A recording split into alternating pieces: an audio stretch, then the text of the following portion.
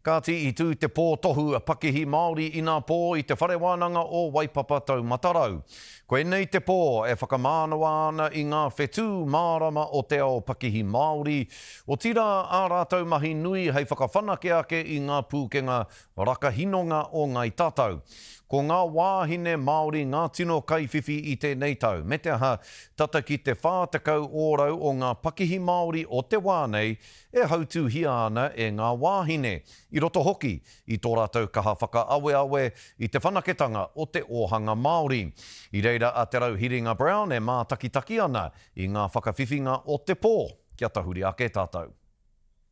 Koe ke tangaroa, koe ke panuku te mana o te wāhine ki ngā tohu kaiarehi Pakihi Māori o Aotearoa. Māori women have a great contribution to make towards the economy of this country.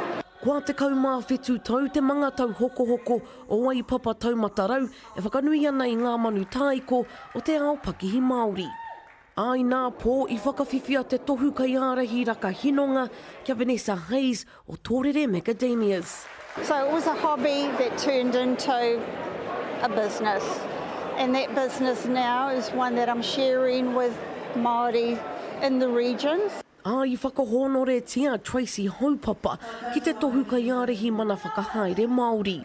And what we're saying tonight really clearly is having te ao Māori, having tangata whenua, tangata tiriti at the same table is important. I whai wāhi atu a Māori Women's Development Inc. ki te tohu mānu ka henare mō tā rātou kaha whakau I ngā mātāpuna o Māori me te tautoko I ngā tini hapori. We found out very quickly that a lot of our Māori women wanted to go into business, but they had no idea how to do it. And over the years, we've developed this lovely little course called Hene Boss.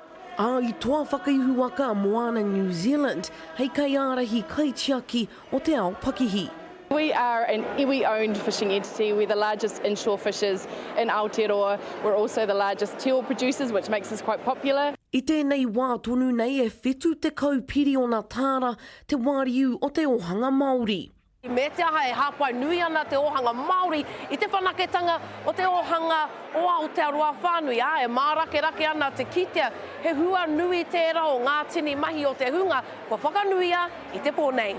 One of the driving factors for us at the beginning, of course, was Whina Cooper, who said women can always make a contribution. Mā te aro ki te hā o hine ahuone, ka ora I te iwi, te Rauhiringa Brown, te karere.